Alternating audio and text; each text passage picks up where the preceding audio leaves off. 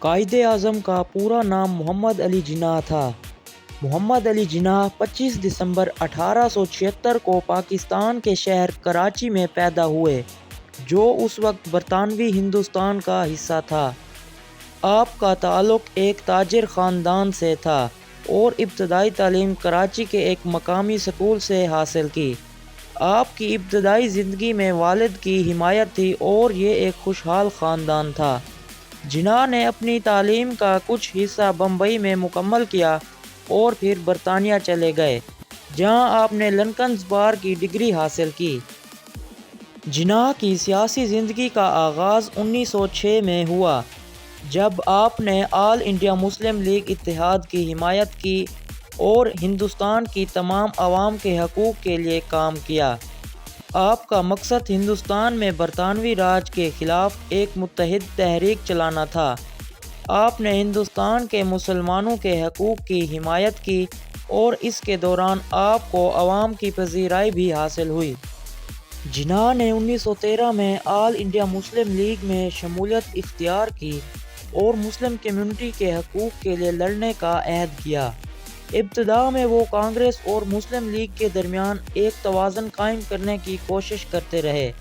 1916 میں آپ نے لکھنؤ معاہدہ میں اہم کردار ادا کیا، جس میں کانگریس اور مسلم لیگ کے درمیان سمجھوتا ہوا، جس سے ہندوستانی سیاست میں مسلم حقوق کی حفاظت کی ضمانت ملی۔ تاہم 1926 کی دہائی میں جب گاندھی جی نے غیر تعاون تحریک شروع کی اور ہندو مسلم اتحاد کی کوششوں میں کمی آئی، جناح کا رجحان مسلم کمیونٹی کی علیحدہ شناخت کی جانب بڑھا۔ 1930 کی دہائی میں جناح نے مسلم مفادات کے تحفظ کے لیے آل انڈیا مسلم لیگ کی قیادت سنبھالی۔ 1930 میں لاہور میں مسلم لیگ کے اجلاس میں جناح نے اپنی مشہور تقریر کی، جس میں انہوں نے مسلمانوں کے لیے ایک الگ ریاست کے قیام کی ضرورت پر زور دیا۔ انہوں نے اس بات پر زور دیا کہ مسلمان اور ہندو دو مختلف قومیں ہیں اور ان کی ثقافت، مذہب اور سیاسی مفادات مختلف ہیں، لہٰذا انہیں ایک علیحدہ ریاست کی ضرورت ہے۔ 1940 میں لاہور میں مسلم لیگ کے اجلاس میں قرارداد پاکستان منظور کی گئی، جس میں مطالبہ کیا گیا کہ مسلمانوں کے لیے ایک الگ ریاست قائم کی جائے۔ اس کے بعد محمد علی جناح نے اپنی پوری زندگی پاکستان کے قیام کے لیے وقف کر دی۔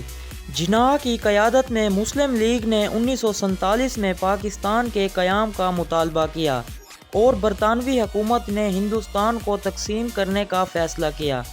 آخرکار 14 اگست 1947 کو پاکستان آزاد ہوا اور محمد علی جناح نے پاکستان کے پہلے گورنر جنرل کی حیثیت سے حلف اٹھایا۔